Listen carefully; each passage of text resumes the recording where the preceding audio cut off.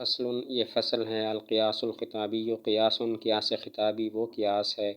مفید للظن جو ظن کا فائدہ دینے والا ہوتا ہے، وہ مقدمات اور اس کے مقدمات مقبولات مقبول ہوتے ہیں، ماخوذات ماخوذ ہوتے ہیں، من ان لوگوں سے یحسن الظن فیہم کہ جن میں گمان اچھا ہوتا ہے، کالاولیاء والحکماء جیسا کہ اولیاء اور حکماء، واما الماخوذات من الانبیاء، یہاں تک قیاس خطابی کی تعریف کی۔ قیاس خطابی وہ قیاس ہوتا ہے جو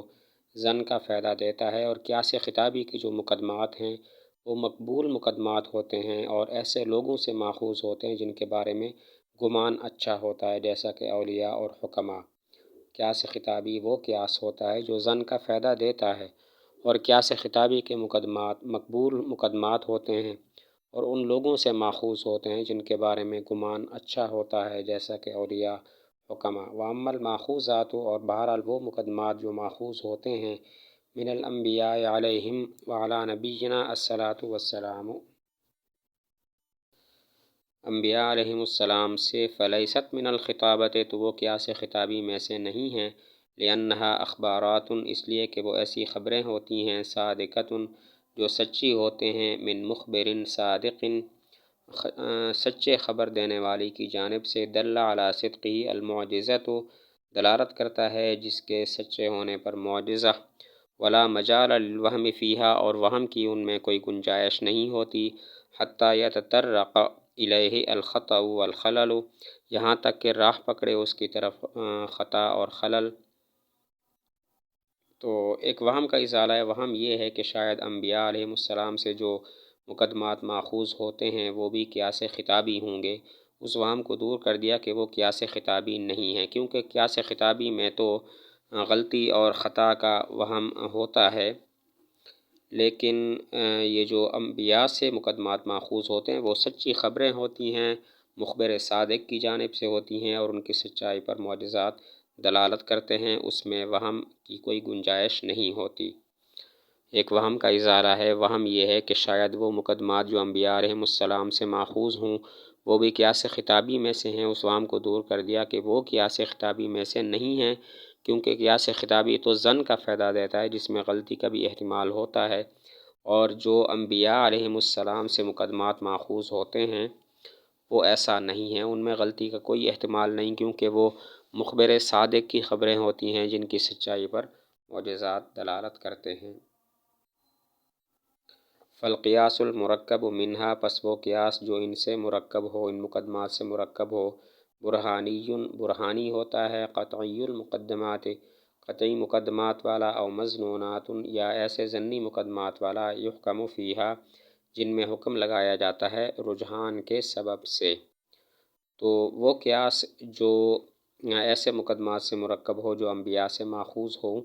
تو وہ قیاس تو برہانی ہوتا ہے، اور اس کے جو مقدمات ہیں وہ قطعی ہوتے ہیں یا پھر ایسے ضمنی ہوتے ہیں کہ جن میں حکم رجحان کے سبب سے، یعنی صحت کے صحیح ہونے کے رجحان کے سبب سے لگایا جاتا ہے۔ ایسا قیاس کہ جو ایسے مقدمات سے مرکب ہو جن کا پیچھے تذکرہ ہوا، یعنی مقبول مقدمات سے مرکب ہو، تو وہ قیاس برہانی ہوتا ہے اور اس کے مقدمات قطعی ہوتے ہیں، یا پھر ایسے ضمنی مقدمات ہوتے ہیں جن میں حکم اس وجہ سے لگایا جاتا ہے کہ صحیح ہونے کا رجحان ہوتا ہے۔ وَيَنْدَرِجُ فِيهَا الْحَدْسِيَّاتُ داخل ہیں ان میں حدسیات و تجربیات والمتواترات اور ایسے متواترات کے التی لم تبلغ الی حد الجزم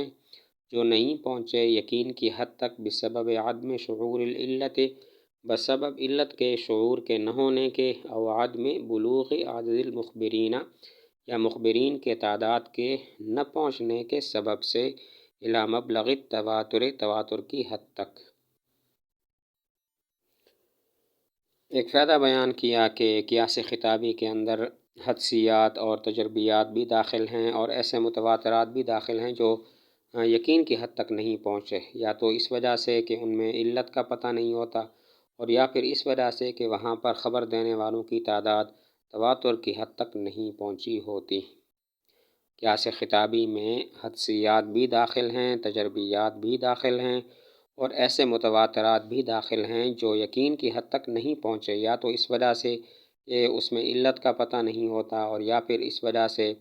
کہ خبر دینے والوں کی تعداد تواتر کی حد تک نہیں پہنچی ہوئی ہوتی۔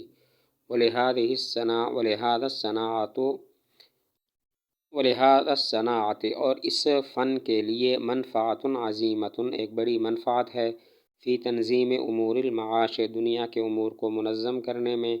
و تنسیق احکام المعاد اور آخرت کے احکام کو مرتب کرنے میں، چلانے میں، اما باستعمالها یا تو ان کے استعمال کے ساتھ، او بالاحتراز عنها یا ان سے احتراز کرنے کے ساتھ۔ ایک فائدہ بیان کیا کہ یہ جو قیاس خطابی ہوتا ہے، اس کا دین اور دنیا دونوں کے معاملات میں، دونوں کے احکام میں ایک بڑا فائدہ ہے، بہی طور کہ ان میں یا تو یہ بتایا جاتا ہے کہ یہ کام کر لو، یا پھر یہ بتایا جاتا ہے کہ اس کام سے بچ جاؤ۔ ایک فائدہ بتایا کہ قیاس خطابی کا دنیا کے امور میں اور دین کے امور میں بہت بڑا فائدہ ہے، یا تو اس میں یہ بتایا جاتا ہے کہ یہ کام کر لو، اور یا پھر یہ بتایا جاتا ہے کہ اس کام سے رک جاؤ۔ ولذالک اور اسی وجہ سے کبار الحکماء بڑے بڑے حکماء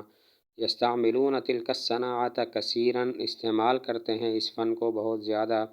ویعظون بالکلام الخطابی اور واعظ کرتے ہیں کلام خطابی کے ساتھ، جمعا غفیرا ایک بڑی جماعت کو۔ ولا بد ان تکون مقدمات اور ضروری ہے کہ مقدمات ہوں، المستعملۃ فیہا جو ان میں استعمال ہوں، مقنعۃ للسامعین قناعت دینے والی سامعین کو، مفیدۃ للواعظین فائدہ دینے والے ہوں واعظین کو۔ ماقبل پر تفریح ہے کہ پچھلی تفصیل سے یہ بات معلوم ہو گئی ہے، چونکہ پچھلی تفصیل ہے کہ اس فن قیاس خطابی کی بہت بڑی منفعت ہے، اسی وجہ سے بڑے بڑے حکماء اس فن قیاس خطابی کو کثرت سے استعمال کرتے ہیں، اور کلام خطابی کے ساتھ ایک بڑی بڑی جماعت کو اس کے ذریعے واعظ کرتے ہیں۔ لیکن اس کے ساتھ ساتھ پھر یہ ضروری ہے کہ وہ مقدمات جو قیاس خطابی کے اندر استعمال ہوں، وہ ایسے ہوں کہ سامعین ان پر قناعت کر سکیں، ان کو کافی سمجھ سکیں، اور وہ مقدمات واعظ کرنے والوں کے لیے بھی فائدہ مند ہوں۔ اس کا ایک دفعہ پھر ترجمہ کر لیتے ہیں۔ ولذالک اور اسی وجہ سے کبار الحکماء بڑے بڑے حکماء یستعملون استعمال کرتے ہیں تلک الصناعۃ اس فن کو، کثیراً بہت زیادہ، ویعظون اور واعظ کرتے ہیں کلام خطابی کے ساتھ، جمعاً غفیراً بڑی جماعت کو۔ ولا بد اور ضروری ہے ان تکون المقدمات المستعملۃ فیہا کہ وہ مقدمات جو ان میں مستعمل ہوں، اس فن میں، اس صنعت میں مستعمل ہوں، مقنعۃ للسامعین قناعت دلانے والی سامعین کو، مفیدۃ للواعظین واعظ کرنے والوں کے لیے فائدہ دینے والے۔